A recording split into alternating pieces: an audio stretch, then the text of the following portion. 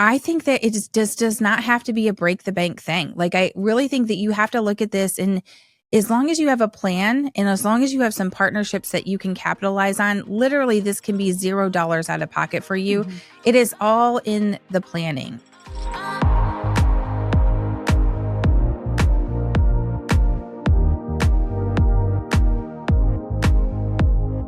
Welcome back to Real Estateable, your go-to podcast for raw, real, and relevant information in the real estate world. Today, we are talking about hosting a spring event, and we're going to give you a couple options. This is a great way for you to connect with your community, grow your business, and partner with some vendors. Yeah, and really what we're going to talk about is little to no out of pocket expenses. So we want to make sure that you guys have obtainable, actionable items that you guys can be thinking about doing, partnering with not only vendors, but maybe other agents in your office and really even in your community. But we're really looking for cost-effective ways to get in front of your clients this spring. All right, give it a listen. Okay, so crazy to even be talking about this when snow is on the ground for us in Tennessee. Yeah. But really, you have to start planning 90 days out. And it doesn't even feel like it. 90 days out No. is spring. Yeah, literally. Okay, so why even host a spring event? There's so many benefits to this. You're going to build your brand and make the community aware of what you're doing. Yeah.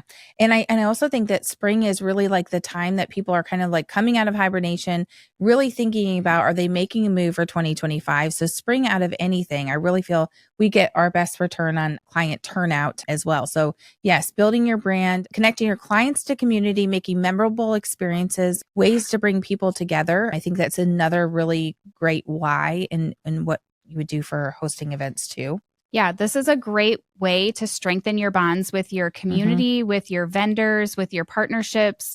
An easy way to generate people to come to these events is using social media, which, free. Yeah. Free 99. Well, that, and I think that too, just the buzz around like you doing something more than just real estate. It's not like for sale, under contract, sold, for sale, under contract, sold. Like having a buzz around something that you're doing with the community. But even I know that like when we hosted at the museum a couple winters ago, we did an indoor event, hard to figure out how to do that. And we hosted with our local museum, and a lot of our clients, and a lot of them who had been here for 5, 10, 15 years, were like, this is the first time we've ever come to this. Like, not that they didn't know about it, but it was the first time that they felt that they really, truly were going to take an action to go to. Yeah, you had a reason to go. Yes. Yeah. Instead of just, let's go to the museum. And then loved it. I mean, we just did our social media day with our client, some of our repeat clients, and an older couple was still talking about the museum day. When are you going to do the museum day again? I was like, actually, we weren't.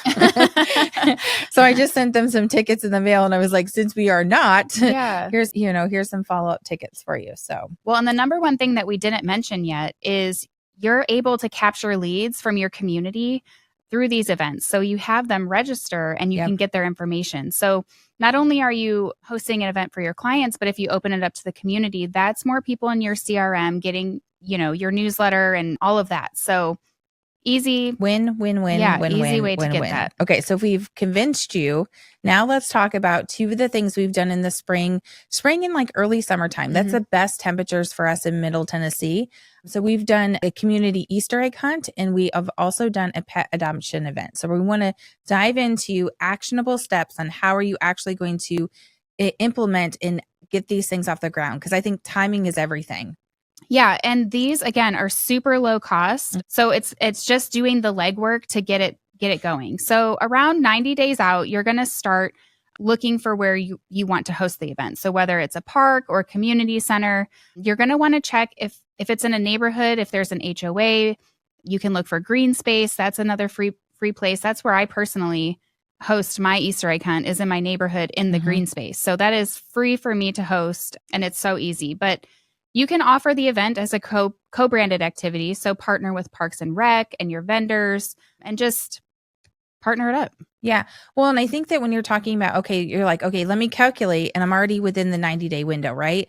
This is just the perfect plan mapped out, which is never in real estate. It is not too late for you to figure out where to host. The other thought that I have on this is that if you are already farming or starting to farm neighborhoods, we have agents that are like, I'm getting my feet wet. The first step in me getting my feet wet in the neighborhood and getting to start to build those relationships is a neighborhood Easter egg hunt this year. So we do a different approach where our team comes together with our vendors and partners and all of that. And then ancillary to that, agents like Ashlee are doing kind of like a break off event from there. Do you feel like this year, because you've never had before for HOA, you've never partnered for sponsorship, explain how you partner with the neighbors in the neighborhood to get that event? And are you going to change your approach this year? I'm not changing my approach because I'm not trying to fix what's not broken. Yeah, for sure. But basically, I use Facebook. So I create an event within our neighborhood Facebook page. And so this year, I'm elevating it so I can capture people's information. Before it was like, comment below if you're coming, and people would comment the ages of their kids. But this year, my goal is, hey, fill out the Eventbrite or the Google Doc so that way I can get the parents' information and start marketing to them. But that's free for me to market. And a lot of people, like everyone's like, oh, let me know how I can help. And I set a bin out on my porch and I'm like, hey, you can drop off stuffed eggs. You can drop off empty eggs. You can drop off candy. Put it in this bin on my porch. Happy to accept whatever you bring. You don't have to. Like, I don't require anyone to, donate 20 eggs if you want to participate. I don't. At the end of the event, I collect the eggs back. They can either bring them back to my house or they just empty out the candy on the spot and throw them back in the bin. So I have hundreds of eggs. So it's basically free besides candy. Yeah. Yep. So this year I may just ask for candy because I have so many eggs left over. We started doing that too. We did not do that the first couple of years. And it is, if you're not finding a really great deal or buying early enough online, it's like the prices, it's like eggs right now in our economy. In the store. It's like you can't find them or you're paying premium price on that. So we started to collect that. And I thought at first I was like, ooh, super tacky. I felt like parents were like, yes, please take the eggs back. Like, please do not send those home. And what started it was the first year there was parents going, do you want these eggs back? And I was like, no, I don't want the eggs back. But that has helped us. It is a little bit cumbersome finding the matches and like, needle in a haystack, but we're a huge cost savings from year over year too. So kind of planning for that, maybe you don't have to be as heavy with sponsorship, because for us, from a team standpoint, like what Ashlee just talked about is in her neighborhood, it literally is the cost of the materials, if any, if neighbors aren't coming together. And that keeps her top of mind as I'm a neighbor pouring back into my community, plus I'm a realtor. So I think that standpoint there, that's a really, really low cost where you don't have to partner with someone. But on the other side, if you're doing this as a community out in the public, not in your farming areas, not in your neighborhood, when you're looking at that, it's like the level of what actually needs to happen is so low key. When we were looking at where do we host this, and we went to our city and we're like, okay, the parks, we just need a field. Do you know it's like less than $100 for us to reserve a humongous space that and hundreds of people come. And it's now, granted, there's an insurance overlay to that, but when I'm sitting here going, oh gosh, this is going to be $1,000. Like this is going to be, no, it's really not. Mm-hmm. And if you start to hold on to your eggs and you partner with people, like even if it's not, hey, home inspector, title company, mortgage company, if it's like, can you please go get a couple bulk bags from the club, Sam's Club, Costco, something like that. Can you go get us some bulk candy? And that's your sponsorship, and have it be extremely low key. I really feel like this has been a no-brainer for us over the years. And like you said, hundreds of people come. The event, I really feel like, is a no-brainer. So yeah. And then you also get all the leads. 100%. Yeah. Yes, 100%. All right. 60 days out. 60 days out, you're getting your supplies. Yep. So like Tiffany said, you're getting the eggs, you're getting the candy, you're getting donations from sponsors. Some of the ways that you can elevate this would be partnering with like a dentist, because they're always willing to give out like toothbrushes. I feel like they hate the candy holidays, but you can partner with any vendor that you use all the time. But another way to elevate would be doing maybe like a face paint, or pictures with the Easter Bunny would be super cute too. We did Easter photos, spring photos the first year.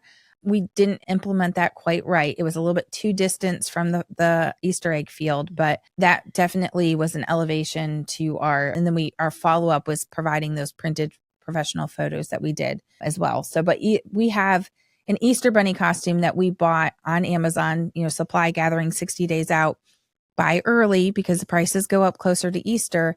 And we have, I mean, every year it's someone different. It's one of the realtors' sons that does it pretty consistently. We always joked it's the newest husband for a real Yeah. estate team. It's like we need to tell. It's Yeah. either is it Mike or is it Jake that are going to have to do the husband duties? I don't year? know. But the first year I hosted my Easter egg hunt, my husband was my Easter bunny. And tell me why he comes walking down the street with the bunny suit on backwards. I was like, bro, the vest goes in the front. I had to have him run into the neighbor's house. I'm like, switch it around. I thought you were going to say he walked down the street with the head off, like holding the Easter bunny head. No, he had the head on right, but the outfit was backwards. This dude. And he's so super tall too. So I'm like, I can't even imagine how stretched out in that all was. So I would advise though, not hiring. I don't know if I usually pay my Easter bunny if it's not my husband, but a teen is usually really good because they like to interact and play with the kids a little bit more versus like my husband, he was a great sport, but he wasn't like on the playground with them like the teenager was. So my teen is at college now. So well, he might come back for that. We do I need to 60 days out. We need to be asking. Yes. So secure your bunny. We're adding that to the list. Secure your bunny 60 days out too. So anything else for this like 2-month out period? I don't think so. I think it's just getting your ducks in a row, getting your supplies, making sure you have everything on hand because you don't want to be last minute trying to find candy eggs and sponsors and everything like that. Just plan it out. We can deal with it. Once you have the location secured too, because I know that we're going to talk about what is the plan for inviting 30 days out, but 60 days out, I think that we use this in so many different angles of not just digital marketing for invitations.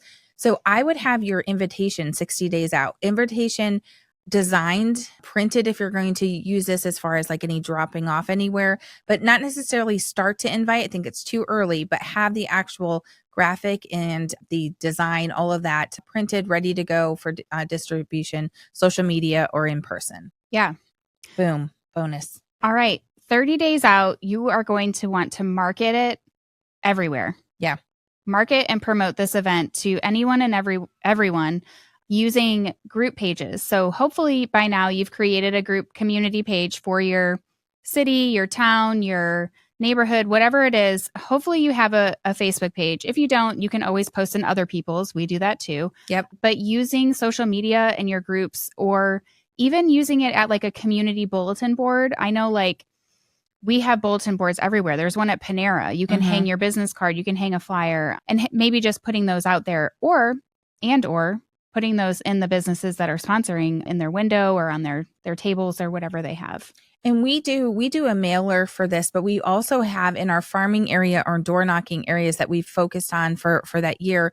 We have printed these and had it be a really low cost door hanging invitation, but the invitation in a clear bag, add like one Easter egg filled with a couple pieces of candy. We're talking like 5 cents a door to drop those to areas that you're wanting to gain business, but you're not wanting to ask for business. So this is a really good way for you to have a tangible thing dropped off. But also we've done pop buys around this. I think this year we are pulling it out of the busyness of the window that would need to be done.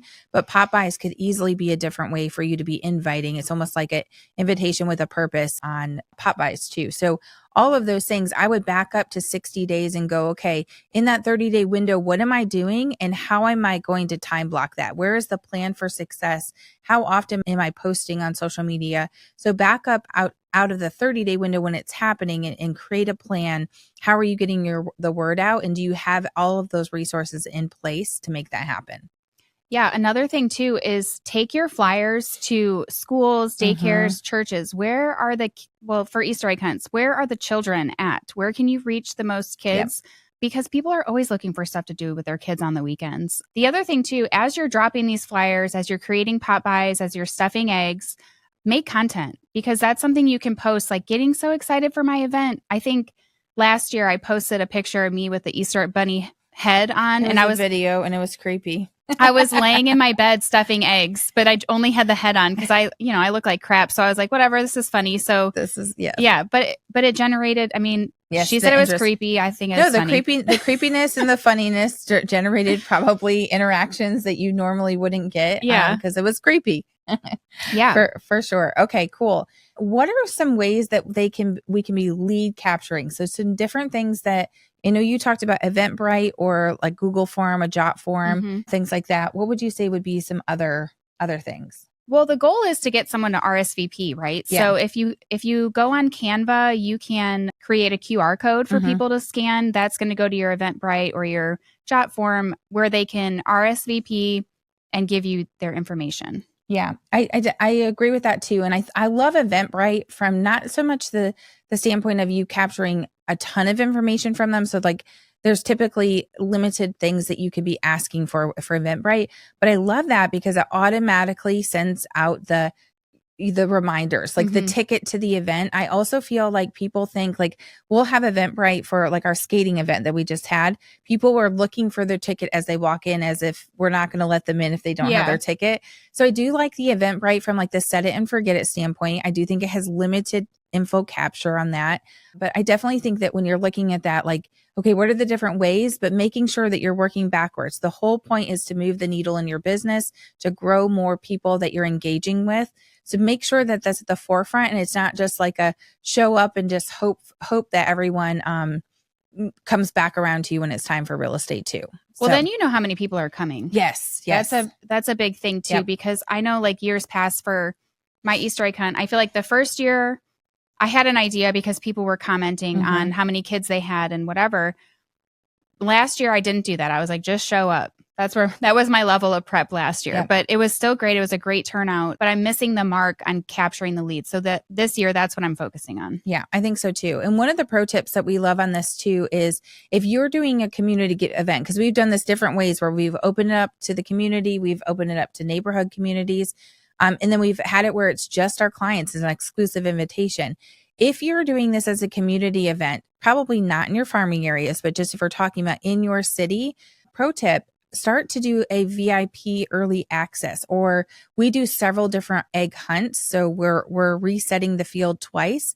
Maybe you reset it a third time and ahead of the busyness of the community where they're fighting for parking, fighting for the eggs, and it's just a mad storm of the community. Give them a 10 o'clock option where the community comes at 11:30 and at 12:15. Do something that kind of induces the conversation where you're not dealing with the community, the craziness of all of that. And you have just a client focused Easter egg hunt too. So I don't think it's that much more difficult to be doing this, in multiple hunt times. Yeah, that's what I do too. I split it up into 2 times where I have like the younger kids that's what I do their hunt first. And then the older kids, it's like however long it takes me to reset the eggs, like 20 minutes or whatever, then the older kids get to go. Yeah, that is a really good idea too. The field that we do with the city is big enough that we have 2 different sections. So there's a roped up 3 and under, and then there's a chaos. You might get trampled up to whatever age of a child you would want to be Easter egg hunting. For sure. So one of the other pro tips that we have too is that 7 days out, whoever is in the planning mode for these events, 7 days out, we always have a sit down meeting where we are literally walking through the event, start to finish, working on our packing list, starting to set things aside and start packing for the actual event, seeing what else needs to be bought, seeing who we need to be contacting and finalizing stuff for. So outside of your social media plan, that really should be 30 days down to the morning of your event. What are you doing 7 days out? So make sure that you have a plan to sit down and not roll into that day like a wrecking ball, hoping that you have everything that you need. I also feel, if I could also add another tip to this, we have always T-3 seconds beforehand stuffed eggs. And I think that is the worst idea. Yeah. The further out that you can stuff eggs, and I don't even care if that's 90 days out, the soonest that you can start to stuff eggs, you're going to have a good return. Yeah, maybe you're going to have to stuff some more because 100 people that you were planning for turned into 200 kids. But I would not, for the love of everything, do what you were doing the night before on your bed with the Easter egg hunt, acting creepy. But I would think that needs to even be pulled into your 60-day, your 30-day. And I think it becomes such a task that maybe even you need to be going, okay, I have a goal of 100 a week or something like that. Yeah, you're making me want to go home and stuff eggs right now. But I think too, what I need to do this year is create a deadline of, hey, all donations need to be dropped that 7 days prior. Yep. Because I'll have people drop them off the day of, the night before, and then I'm like, oh gosh, I'm stuffing all these eggs. The other thing too is you don't have to stuff the eggs with candy. You can go online and get like super cheap tattoos or like rings or stamps. There's so many different items that aren't candy.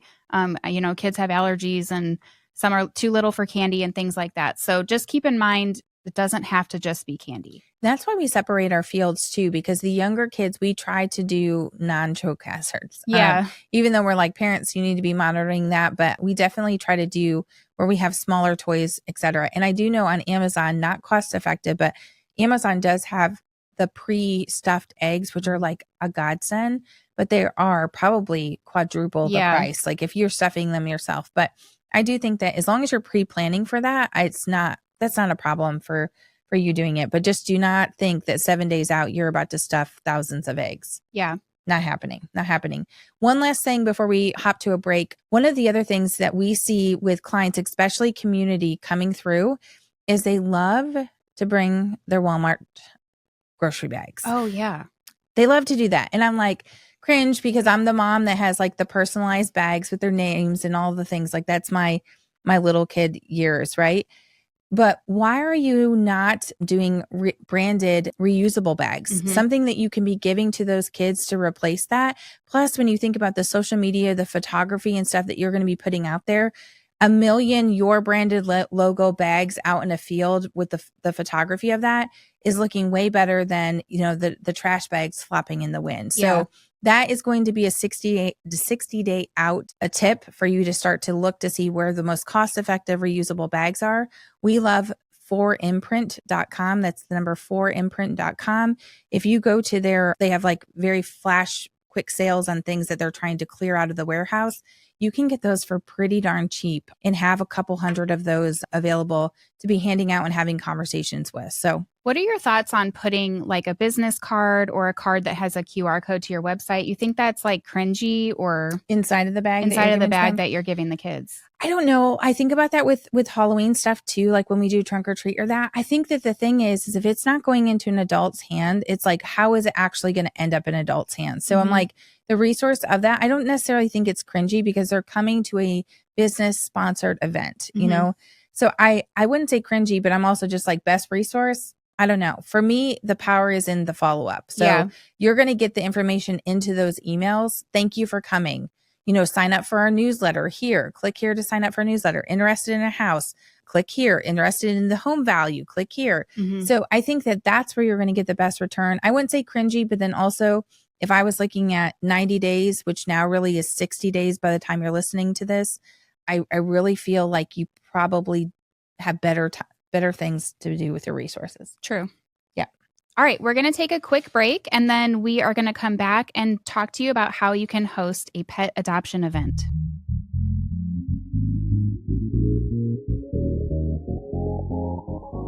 Are you looking for ways to become more efficient and save time in your day as a real estate agent? We've got the thing for you. We have created 18 done-for-you email templates that cover the entire process on the buying side and the selling side. The best part is that this is only $49 and includes customizable email templates for the process to get you through start to finish with your buyers and sellers. Head over to realestateable.com/email templates, and that's where you can find them. All right. So now we're going to talk about hosting a pet adoption event. And this one is near and dear to my heart because I ended up bringing a dog home from our last pet adoption event. And he's the sweetest, the bestest, the cutest. I think they have like 3 or 4 of the agents because we did this with our main office. This wasn't just with our team. And I think like we adopted the most. we adopted the most. But honestly, they've been the best pet. So it's, So this was a huge thing that we did. We did a whole, so our brand did Forever Home, like FUR Forever Home. They were giving away a miniature version of the parents' house for the dog, like a miniature version of their house, a replica. And so we started this with walking with the local pet shelters. Yeah. Bad idea. If you're not in the market for that. Yeah, Amber adopted one before we had the event. I forgot about that. I forgot about that. So this is the disclaimer on this is like, if you are not in the market for a dog or if you can't restrain yourself from getting more animal from that, Milo is the best dog. He really is. Really the best thing. So this is why we love this to talk about this, but that's the disclaimer.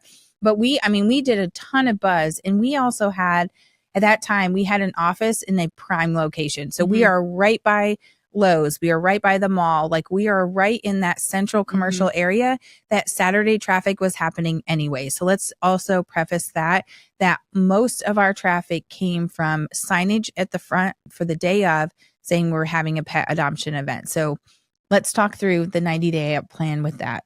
Okay. So you're going to partner with your local shelter or shelters and ask them if they would like to co-host the event. Our shelter had like a trailer of kennels and had windows on them or whatever, so you can see the dogs.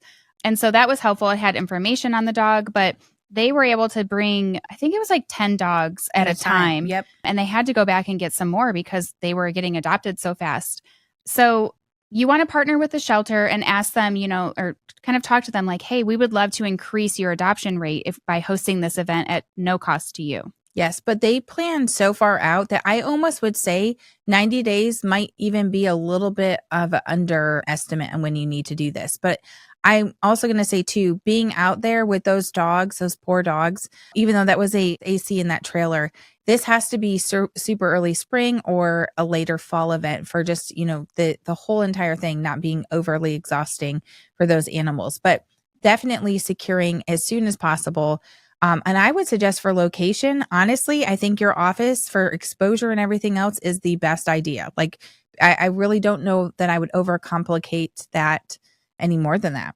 Yeah. And if you don't have like an office, or if your office isn't in a good location, partner with a business that allows pets. So that's a great idea. Yeah. We have breweries here. We have a pizza place here that allows pets. And so partnering with them, it's going to generate traffic for their business and make that business aware of what you're doing, and then also adopt the dogs. Yeah. And I think too, another idea, we have local dog parks that are run by our city. So that might be another idea as well, but don't overcomplicate the where on this, but all of that stuff needs to be 100% set in stone 90 days out. Yeah.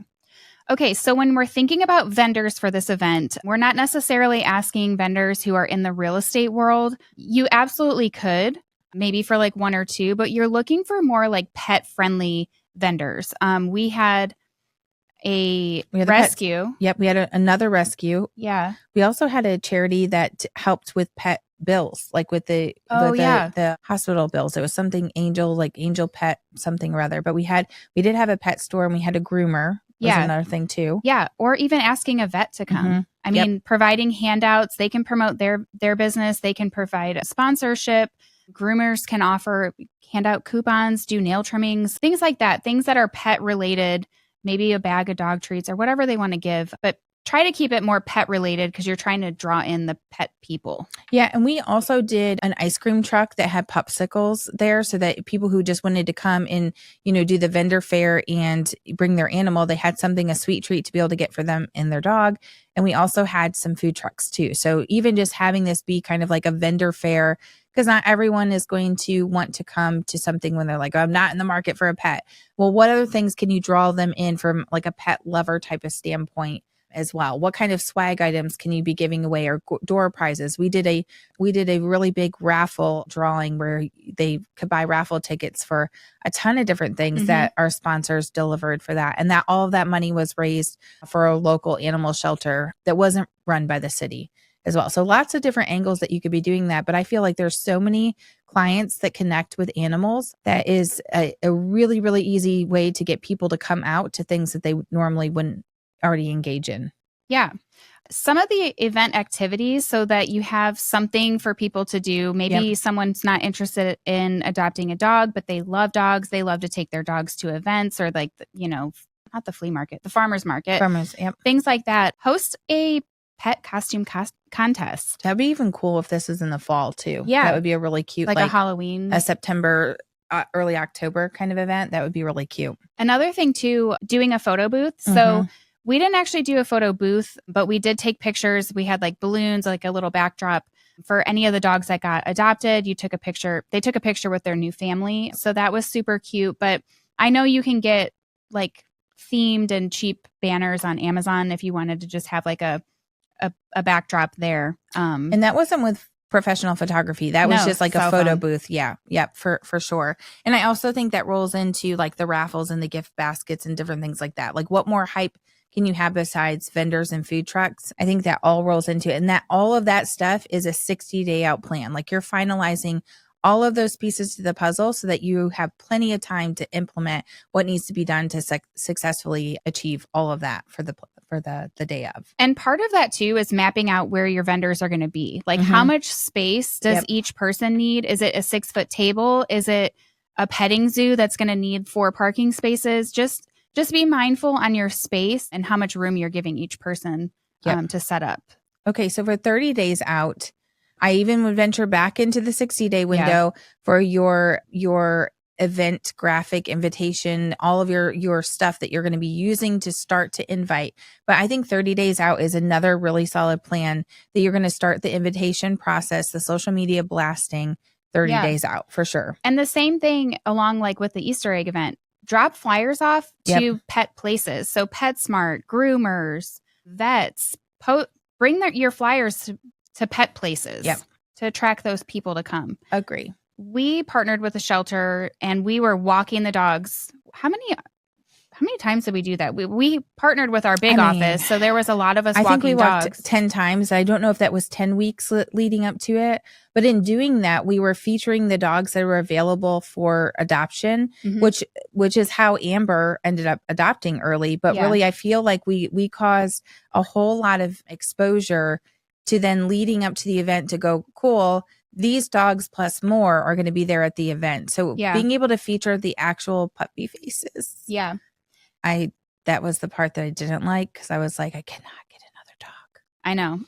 The sad thing is when we walked those dogs, I took a picture of Milo in the shelter. Shush. And I did not walk him. I walked a different dog. Shush. Yeah. I feel so bad. Yeah. I have a picture of him just in the cage, like, just pick me. Pick so me. luckily he was still available, but yeah, he rolled up and got put into the thing. And immediately I was like, you need that dog. Well, you know what really got me was his face. He was sitting and his face was all smushed up against the glass and his teeth were like out and stuff. And I was like, oh, you're so cute. Like he was just, I don't know. Well, it's funny too, because we talk about like some of these dogs that we were walking, we're like, these dogs are from the streets. Like they said, this Milo that is literally someone's pet. For sure. He has been trained. He is the most mild mannered, best mannered. Like he rolled into the house like, yep, I'm at my next crib. Yeah. Like, it was like you were waiting for the catch of like, why were you in jail? Yeah. Who let you go? Who put you into jail? What was your crime, sir? But no, he's a great dog. Okay, so if you're walking the dogs or even if you're just going to the shelter and sitting in the kennels with the dogs or whatever you're doing, start highlighting different dogs that are up for adoption ahead of time, ahead of the event.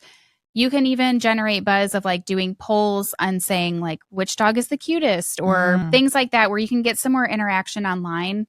On your social media. Yeah, I think that's a great idea. I think anything that you can be doing leading up to not just like hey, you're invited, anything that can create the buzz on that. And this is a super easy one to do that. Easter egg hunt. Yeah, it's pretty linear getting people to the actual show up for that. But this, I think, has so many different angles that you can do. But I think that having a plan, and like I said, in that 60-day window for Easter egg hunt, what are you doing in the 30-day window for invitations? Same thing with this here. What is happening in the 30-day window that you're going to be time blocking out and actually scheduling out these things to happen?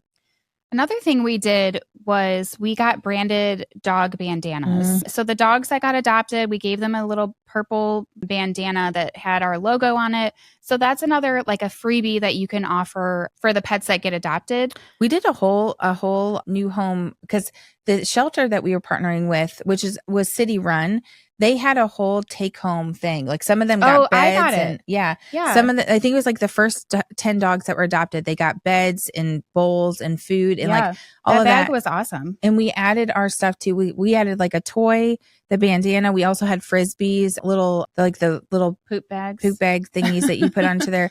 I think some collars and some leashes. So it was like a starting point. But what we did was with the shelter, they're like, we're going to be giving these away. We have 10 of them to give away. And we're like, cool, let's amplify that and kind of brand that out. Then also the takeaway, when people came in and registered and got the raffle tickets for the door prizes, we were also giving them some of the branded Frisbees and different things like that, things that they could use even if they didn't have a dog going home with them that day too. Yeah. We also did a social media marketing campaign of our own pets the bandanas on too. Yes, this was a huge thing. And if you just scroll back, this is in 2023 that we did this. It was a really, really solid implementation of that. But I think that we've spit a ton of different ideas out to you, 90, 60, 30 days out, and then just sitting down at that 7-day mark and making sure that all the loose ends are pulled together. But I do think that this event, really no cost. I honestly feel like outside of the branding stuff, it was a no cost event. It was so much coordination though. That's why we did not do it last year, and this coming year we're opting out of it too. But I think you can make it as big or as simple as you can. I will say one of the most bucket filling events that we've done for the community, we honestly got a really, really great amount of feedback from the shelter who said, like, we've never had this great of return. We might spend an entire day and adopt out 1 or 2 dogs. They like Ashlee said, they had to go back and refill the trailer. It was really, really bucket filling, but I think that was all due to an awesome plan of implementation. Like we really tried to make sure that we 90 days to 7 days out and just had a solid team of people that were putting that together for sure. I mean, our new office is in a pretty heavy traffic area, ma'am. Yes, I'm aware. But I don't need any more dogs.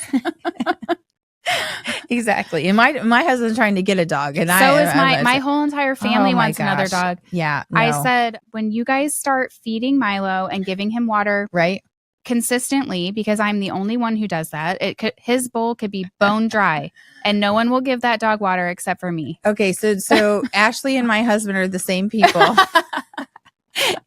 And me and Mark are the same spouses with the same children in different ends of Clarksville. Yeah, literally.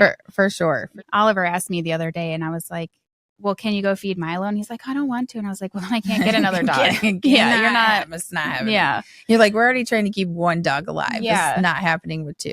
Yep. I think that these are 2 really great ideas, though. I think there's so many other things. And one of the episodes that we just recorded with Kelly Bamer, with the Bamer home team, episode 51 has a ton of other ideas of things that you can be doing, really just planning out for this entire year. But for the springtime, she talked about a really awesome shred event, a save the date for a shred event coming around tax season. Yep. Not quite as extensive of a process, not a lot of day of needs to happen with that, but she has a ton of ideas in that episode 51. Yep. For both events that we talked about, make sure you're going live at the event, just letting people know that the event is happening. Yep. You can go live in multiple groups. You can share your live. And then make sure that you send out a thank you message to anyone who's registered. Thank you for coming. Eventbrite will send that for you if you wanted to. Post more social media recap videos and just follow up with the attendees. It wouldn't be a bad idea to just say, hey, like, how's Milo doing? How's Milo adjusting or whatever, if you know who they adopted. Yeah. Well, I think that we definitely push the day of, follow us on social media for more events. So making sure you're keeping up with your folks that have attended in different ways, I think it's a really great idea for sure. All right. So we hope that you loved these ideas. They're super simple to implement, super low cost. What is your top tip or top takeaway for this? I don't know. I feel like, so for me, community and clients, making that connection, that is definitely number one, honestly, for myself and our team that we're working together. I think that it just does not have to be a break the bank thing. Like, I really think that you have to look at this, and as long as you have a plan and as long as you have some partnerships that you can capitalize on, literally this can be $0 out of pocket for you. Mm-hmm. It is all in the planning. And so takeaway for me is that how important is it for your clients to really understand that they have a community that they're purchasing and they're investing in, that you are spending your days creating your business in your company around. I think that is just has to be at the forefront of everyone, regardless if that's a passion or a why, like it is for myself and our team. It has to be part of what is driving the needle for you. But I think that so many people are so scared of, okay, I don't have thousands of dollars to create an event. Like talking with Kelly, she does a massive holiday party. I'm like, that is never on our radar of things to do. But then she talked about the simplified shred event that she does, that you're talking hundreds, but could be easily translated to a partner. So I think that you just have to look at this and say, this is a no-brainer. The key is in all of the planning and all of the partnerships that can happen, but really it's not something that's going to break the bank. Just do it.